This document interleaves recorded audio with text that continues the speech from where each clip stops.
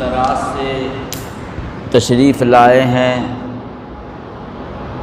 گھر کی سہولتوں کو چھوڑ کر آپ آئے ہیں، ماں باپ کی محبت کو چھوڑ کر آپ آئے ہیں۔ ظاہر ہے کہ ایک بڑی قربانی ہے آپ کی، لیکن یہ قربانی اللہ کی رضا کے لیے، اللہ کی خوشنودی کے لیے ہے۔ تو یہ قربانی آپ کی بہت بڑی نعمت بھی ہے۔ اور دیکھیے، جب آپ اپنی نعمت کی قدر کریں گے تو اللہ آپ کو مزید عطا کرے گا۔ وَلَئِن شَكَرْتُمْ لَأَزِيدَنَّكُمْ، اگر تم شکر کرو گے تو اللہ آپ کو مزید عطا فرمائیں گے۔ وَلَئِن شَكَرْتُمْ لَأَزِيدَنَّكُمْ، اس لیے اس نعمت کی قدر کیجیے اور دل سے آپ خوشی محسوس کیجیے۔ حضرت نبی کریم علیہ الصلاۃ سے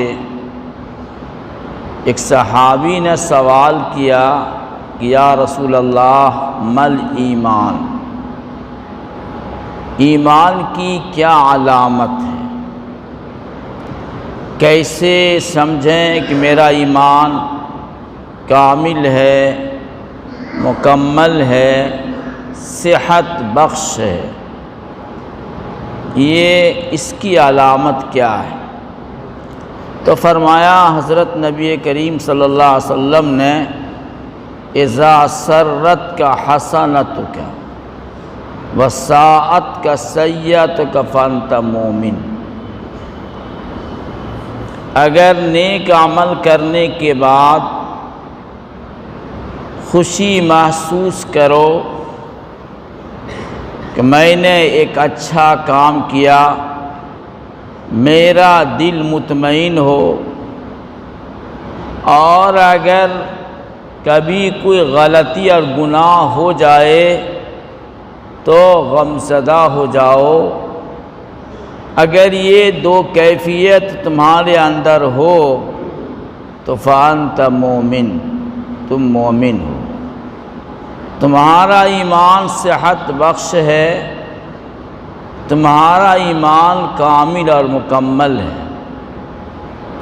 اور اگر نیک عمل کر کے خوشی محسوس نہ ہو، پڑھنے کے لیے ہم جائیں اور پڑھنے کے بعد دلی مسرت نہ ہو اور سبق چھوٹنے سے غمزدہ نہ ہو، تو سمجھ جائیے کہ میرا ایمان کامل اور مکمل نہیں ہے۔ سمجھ جائیے کہ ہمارے اندر طلب علم کا جذبہ نہیں ہے، ہم نام کے طالب علم ہیں، حقیقت میں ہم طالب علم نہیں ہیں۔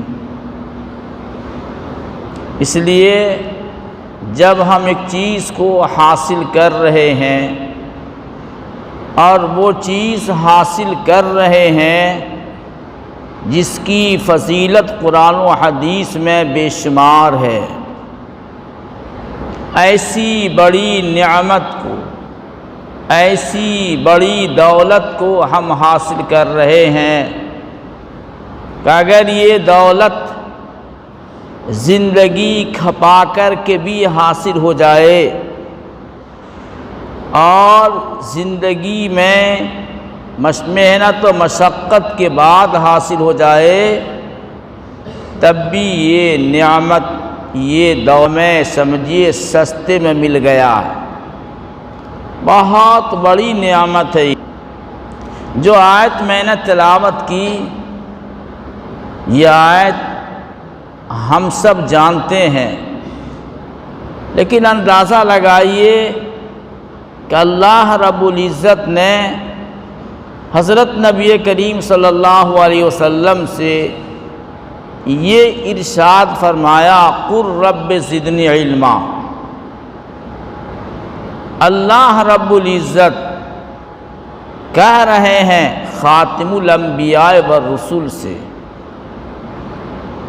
جن کے بارے میں فرمایا خود حضرت نبی کریم صلی اللہ علیہ وسلم نے اوتیت علم الاولین والآخرین،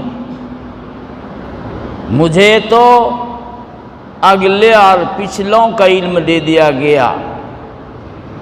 جو انبیاء سابقین ہیں ان کو اللہ نے جو علوم عطا کیے تھے وہ علم بھی اللہ نے مجھے عطا فرمایا، اور جو واقعات، جو حالات، جو معلومات بعد میں ہوں گے اللہ نے مجھے وہ عطا کر دیا۔ پھر کہا جا رہا ہے حضرت نبی کریم صلی اللہ علیہ وسلم سے آپ کہیے، آپ دعا مانگیے رب زدنی علما، اے رب میرے علم میں اضافہ فرما دیجیے۔ یہ کتنی بڑی نعمت ہے کہ اللہ کے نبی صلی اللہ علیہ وسلم سے اللہ خود فرما رہے ہیں آپ دعا مانگیے، کہیے رب زدنی علما، آپ کہیے اپنے رب سے زیادتی علم کی آپ دعا مانگیے۔ یہ اتنی بڑی دولت ہے یہ علم۔ ہم بزرگوں کے حالات اور واقعات، ان کی محنت، جد و جہد سے ہم واقف ہیں کہ انہوں نے طلب علم کے زمانے میں کیسی محنتیں کی ہیں، ہم اس کا تصور نہیں کر سکتے۔ میں ایک بات کی طرف متوجہ کرنا چاہتا ہوں، یہ جو علم جس کو ہم حاصل کر رہے ہیں یہ مواظبت، یہ لگن کو چاہتا ہے۔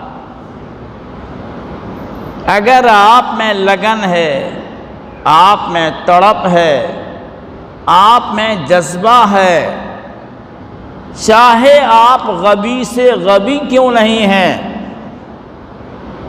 تو اللہ آپ کو علم سے محروم نہ کرے گا۔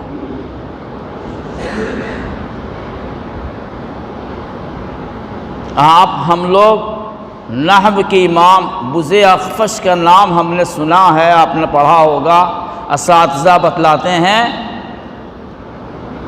کہ اپنے زمانے کے انتہائی غبی ترین شخص تھے، لیکن حال یہ تھا کہ باتوں کو رٹتے تھے۔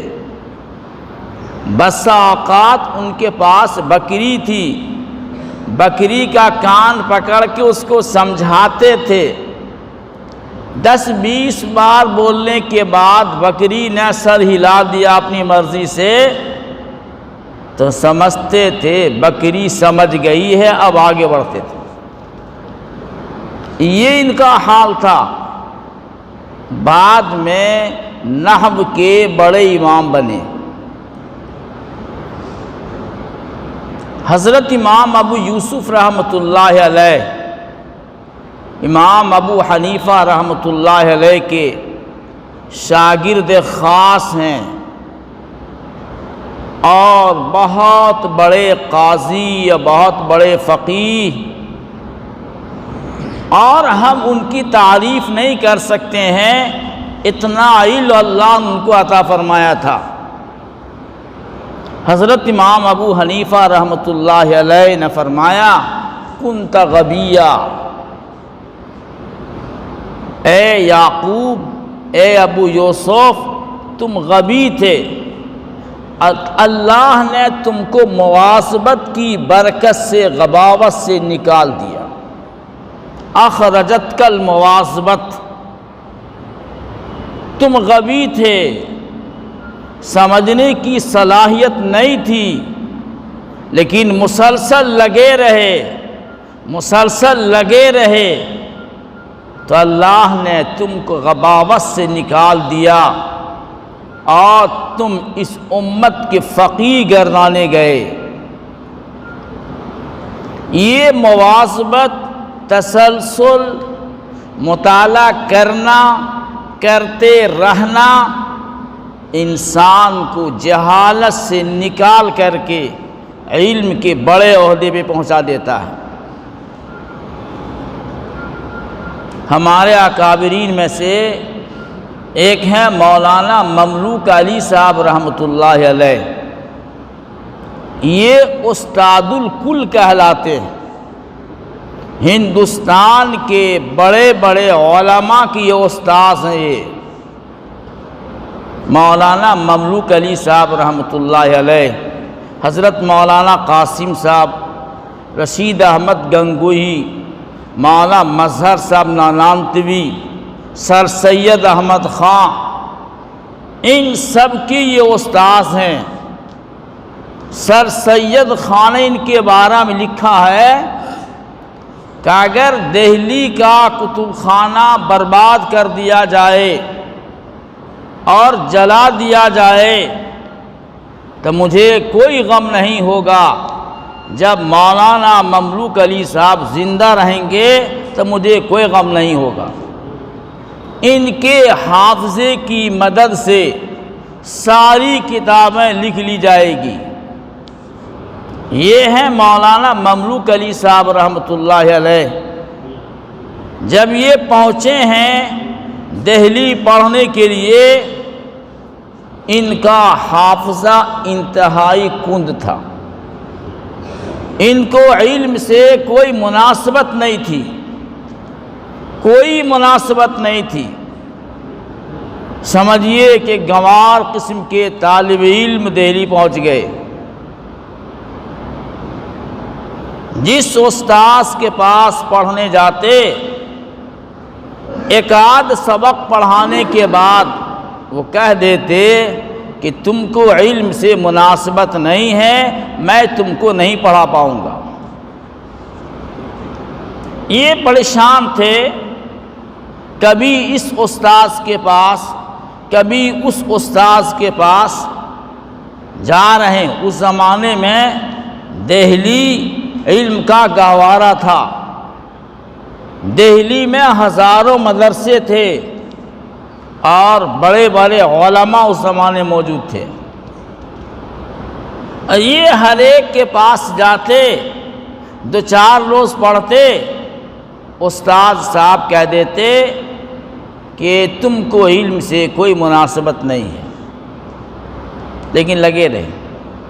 ایک بار اسی پریشانی میں پہنچ گئے شاہ عبدالعزیز رحمۃ اللہ علیہ کے پاس، اور شاہ صاحب سے فرمایا کہ میں پڑھنے کے لیے آیا، ہدایت النب ان کو پڑھنا تھا، پڑھنے کے لیے آیا ہوں، لیکن عدم مناسبت کی وجہ سے سارے استاذ انکار کر گئے پڑھانے سے۔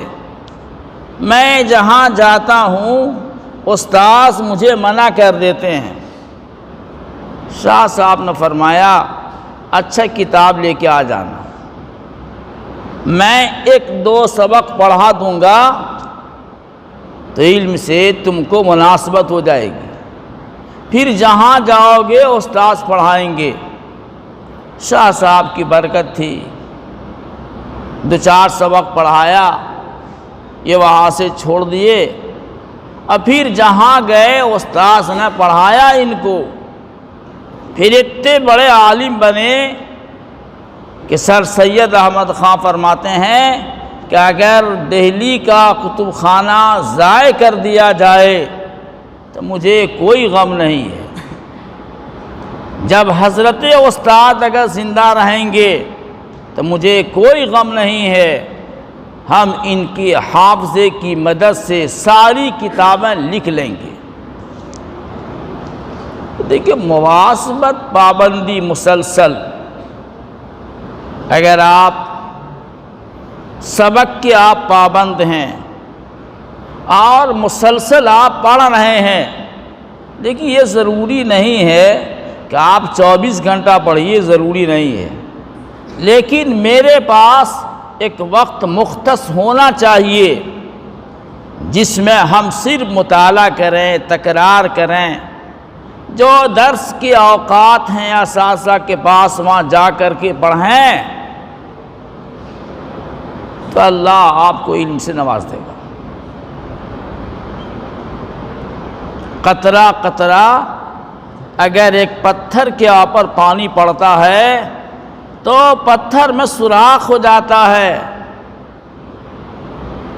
اور اگر اسی طرح سے ہم تھوڑا تھوڑا مسلسل پڑھیں گے، زندگی کے آخر دن تک پڑھنے کا ارادہ کریں گے تو ہمارا دل بھی علم سے متاثر ہو جائے گا۔ اس لیے مواظبت کی ضرورت ہے، پابندی کی ضرورت ہے، اور علم کے لیے بڑا مسئلہ ادب کا ہے۔ اگر آپ علم کا ادب نہیں کریں گے تو آپ کو علم حاصل نہیں ہوگا۔ اس لیے کہ علماء نے فرمایا ما سقط من سقط الا بترک الحرمہ، جو بھی کسی بلند مقام سے گرا ہے، اذلت کے غار میں گرا ہے، وہ احترام کے چھوڑنے کی وجہ سے گرا ہے۔ ہمارے دل میں نہ کتاب کی عظمت، نہ اساتذہ کی عظمت، اور نہ علماء کی عظمت، ہمارا دل عظمتوں سے خالی ہے، ادب سے خالی ہے۔ اس لیے علم کے اسباب بہت ہیں لیکن ہم علم سے محروم ہیں۔ ما سقط من سقط الا بترک الحرمہ، علم کا آپ ادب کیجیے، علم کا احترام کیجیے۔ ان واقعات کو بتانا نہیں چاہتا جو واقعات ہمارے بزرگوں کے گزرے ہیں۔ مثلاً امام مالک رحمۃ اللہ علیہ موطا پڑھا رہے تھے اور چہرہ ان کا فق ہو جاتا تھا، رنگ متغیر ہو جاتا تھا۔ یہ پڑھا کے فارغ ہوئے، اندر تشریف لے گئے تو کرتا اتارا تو دیکھا ایک بچھو نکلا، 16 مقام پر ڈنک مارا، ایک اسی ذوق اور شوق کے ساتھ پڑھاتے رہے، اور فرمایا کہ جو کچھ میں نے کیا ہے یہ حدیث شریف کی عظمت و جلالت کی وجہ سے میں نے کیا ہے۔ امام مالک رحمۃ اللہ علیہ بن گئے۔ اس لیے علم کا ادب، اساتذہ کا ادب، علماء کا ادب، چاہے آپ کے استاذ ہوں یا نہیں، باہر کے بڑے عالم آ رہے ہیں تو آپ ان کا بھی ادب کیجئے۔ ان کا ادب علم کا ادب ہے، علماء کا ادب کرنا چاہیے۔ اور آپ کے ناظم حلقہ وغیرہ آپ کو سمجھائیں گے، بتائیں گے۔ صفائی ستھرائی، یہ الطہور شطر الایمان آپ پڑھیں گے مشکوٰۃ شریف میں کہ طہارت اور صفائی ایمان کا بڑا حصہ ہے۔ اس لیے آپ جہاں رہتے ہیں وہاں کی صفائی کا اہتمام کریں۔ آپ کا ساتھی اگر کاہل ہے تو آپ ان کا بستر بھی صاف کر دیں، ان کی جگہ کو بھی صاف کر دیں۔ حضرت مفتی عزیز الرحمن صاحب رحمۃ اللہ علیہ دارالعلوم دیوبند کے اول مفتی صاحب ہیں، بہت بڑے عالم، بہت بڑے مفتی۔ ان کا حال یہ تھا حضرت کا کہ جو عورتیں گھر سے باہر نہیں نکل سکتی ہیں ان کے دروازے پہ دستک دیتے، سبزی منگانی ہے، کچھ منگانا ہے تو وہ لا کے دیا کرتے تھے، اور جب جمعہ کا دن ہوتا تھا محلے کی گلیوں کو صاف کرتے تھے، نالی کو صاف کرتے تھے۔ انہوں نے ایک پائجامہ بنایا تھا جو نصف ساق تک تھا، اور ہاف قمیص بنایا تھا، جمعہ کو پہن لیتے اس کو، اور جھاڑو بڑا والا بنائے تھے، اور پورے محلے کی جو نالیاں ہوتی تھی اس کو صاف کیا کرتے تھے۔ اتنے بڑے عالم اور مفتی صاحب تھے۔ لکھا ہے اس کا اثر کیا ہوتا، دیکھیے اس کا اثر یہ ہوتا ہے کہ لکھا ہے مولانا مناظر احسن گیلانی رحمۃ اللہ علیہ نے کہ اپنی مسجد میں تراویح کی نماز پڑھاتے تھے، اور حضرت علامہ شبیر عثمانی رحمۃ اللہ علیہ بھی نماز میں شریک ہوتے تھے۔ ایک روز ایسا پیش آ گیا کہ حضرت مفتی صاحب رحمۃ اللہ علیہ پڑھے برسول اللہ الواحد القہار، سارے کھل کر آ گئے واحد قہار کے سامنے، یہ آیت تلاوت کر رہے تھے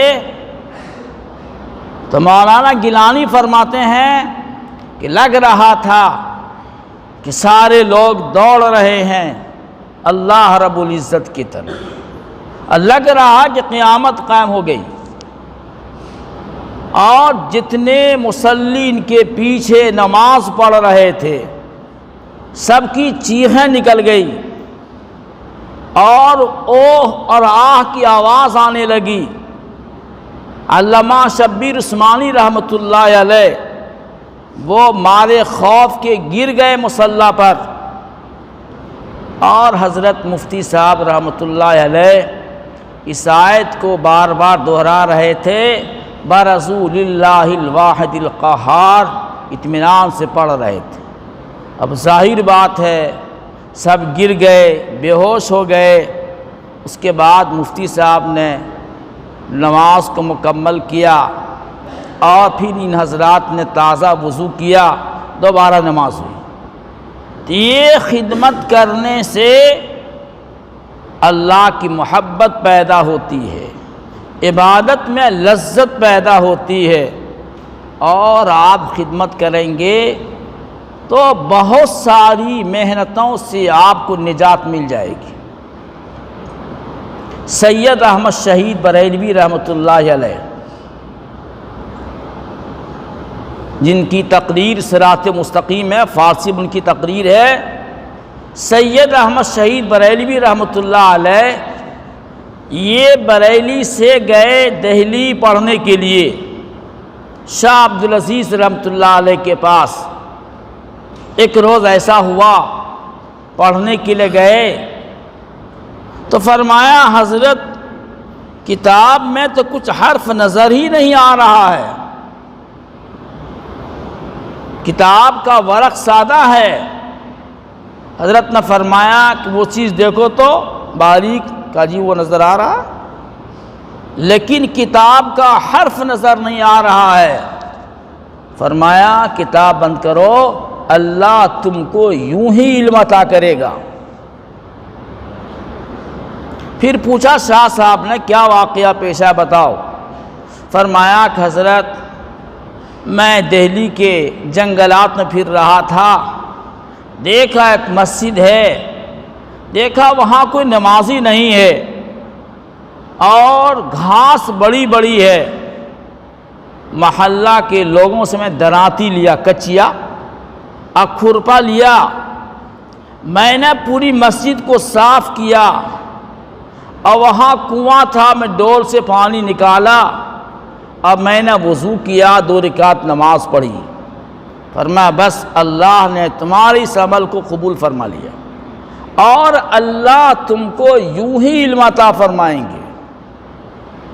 تو اگر ہمارے اندر جذبہ ہو خدمت خلق کا، ہمارے اندر جذبہ ہو کہ میرا ساتھی اگر کاہل ہے، وہ صاف نہیں کرتا اپنے بستر کو، صاف نہیں رکھتا ہے برآمدے کو، تو ہم اس کی جگہ خود بڑھ کر کے صاف کر دیں تو آپ کو ثواب ملے گا ہی، اس کاہل کو بھی توفیق مل جائے گی آئندہ صفائی کرنے کی۔ تو ہم لوگ محنت کریں، دھیان دیں، توجہ کریں. دل میں اگر علم کی عظمت پیدا ہو جائے تو اللہ آپ کے دل میں القاء فرمائیں گے کہ یہ سب کام کرو، تمہاری ترقی ہوگی. اللہ سے دعا کیجئے کہ اللہ رب العزت ہمیں بھی اور آپ کو بھی علم نافع عطا فرمائے اور سچی طلب عطا فرمائے، علم نافع عطا فرمائے.